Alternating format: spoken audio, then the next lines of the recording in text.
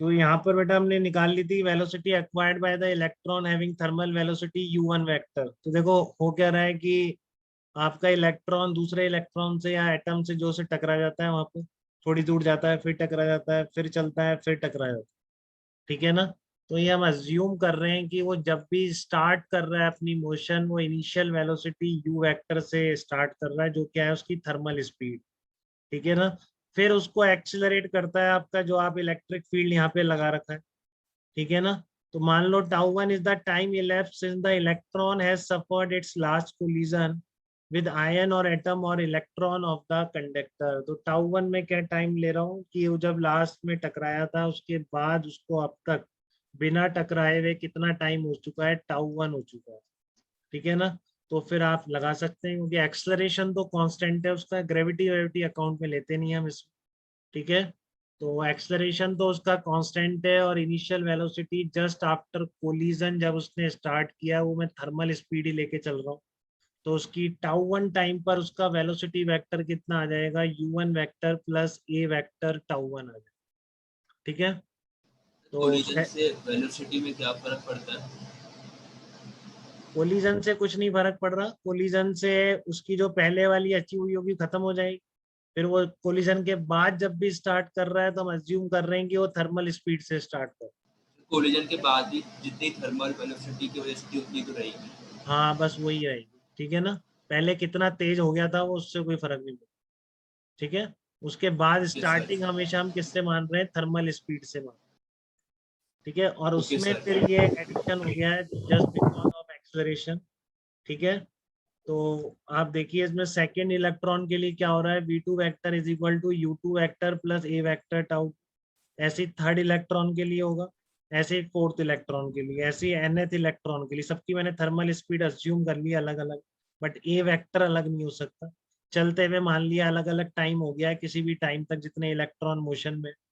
एक को τ1 टाइम हो चुका है, एक को τ2 हो चुका है, एक को τ3 हो चुका है, और एक nth इलेक्ट्रॉन को τn हो चुका है। ठीक है ना।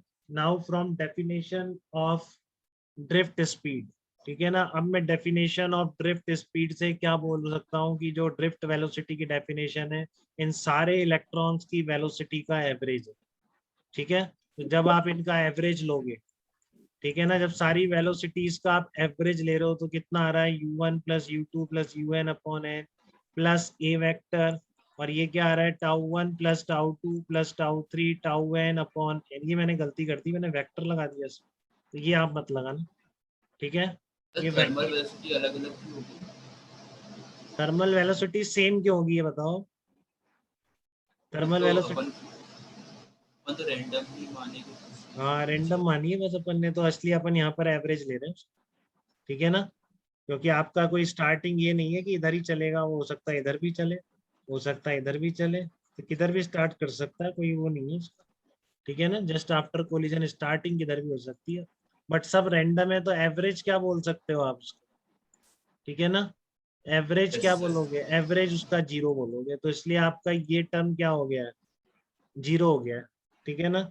एवरेज ऑफ पहले भी जीरो था जब आपने नहीं लगाए थे, तो थर्मल स्पीड का एवरेज जीरो ही तो था। तो जस्ट आफ्टर स्टार्टिंग जो वेलोसिटीज है वो सब क्या है, रैंडम है, थर्मल वेलोसिटीज हैं, तो इसलिए इस एवरेज को भी आप क्या बोल दोगे, जीरो बोल दोगे। और ये आपका कोई यहाँ पर वेक्टर नहीं है, ध्यान दें बिल्कुल अच्छी तरह। ठीक है। ये कोई वेक्टर नहीं है, ये सब टाइम्स है, तो टाइम वेक्टर नहीं होता। ठीक है ना। तो ये क्या कहलाएगा, इसका नाम बढ़ जाता है एवरेज रिलैक्सेशन टाइम। ठीक है ना। Average of collision time between two successive collision is called average relaxation time. ठीक है। तो ये वाला टर्म आपका जीरो हो गया, और इसकी जगह आपने क्या लिख दिया, टाउ लिख दिया। अब आप ए वेक्टर का फार्मूला रिप्लेस कर दो, यहाँ से निकाला था अपन ने minus E vector upon M. तो this will be the drift velocity, the average time elapsed since each electron suffered its last collision with ion or atom or other electron of the conductor। ठीक है। तो सबसे important बात, ये drift velocity का expression तो आपने निकाल लिया। इलेक्ट्रिक फील्ड आपका बैटरी पे डिपेंड करेगा, बट एक बहुत इंपॉर्टेंट बात ध्यान रखेंगे हमेशा हमेशा के लिए, ये जो आपका रिलैक्सेशन टाइम है, average time between two collision. ठीक है। ये केवल और केवल किस पे डिपेंड करता है, मटेरियल ऑफ द कंडक्टर पे डिपेंड करेगा और उसके टेम्परेचर। ठीक है ना, बड़ी बैटरी लगा के बड़ा फील्ड लगाने से आप सोच रहे हो कि आप उसके दो कोलिजन का बीच में टाइम जो लग रहा है वो आप कम कर दोगे या चेंज कर दोगे, ये बिल्कुल इम्पॉसिबल है। ठीक है, बड़ी बैटरी लगाने से दो कोलिजन के बीच का टाइम चेंज नहीं हो सकता। क्यों? क्योंकि दो कोलिजन के बीच में जो वो डिस्टेंस ट्रेवल कर रहा है उसमें दो वेलोसिटीज का रूल है। एक तो आपकी थर्मल स्पीड हमेशा ही है, ठीक है, और दूसरी जो ड्रिफ्ट वेलोसिटी। ठीक है ना, तो इसमें रीजन क्या है, ये रीजन है इसका कि with increase in temperature thermal speed increases, hence time taken between the two successive collision decreases. तो ये तो मैं फैक्ट बता रहा हूँ कि टेम्परेचर बढ़ाने पर क्या होता है, ये आपका रिलैक्सेशन टाइम कम हो जाता है।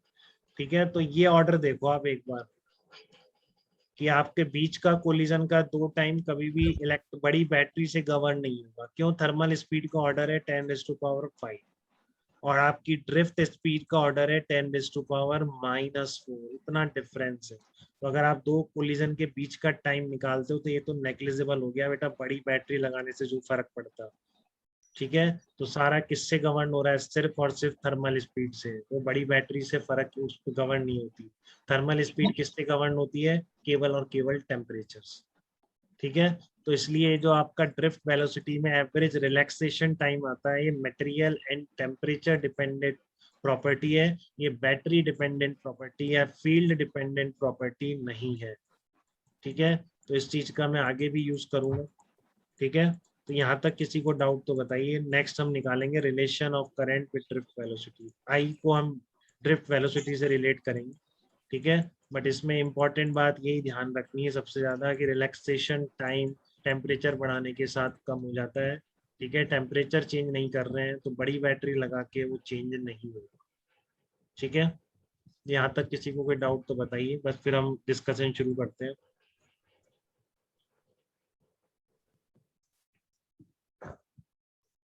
यहाँ तक कोई दिक्कत?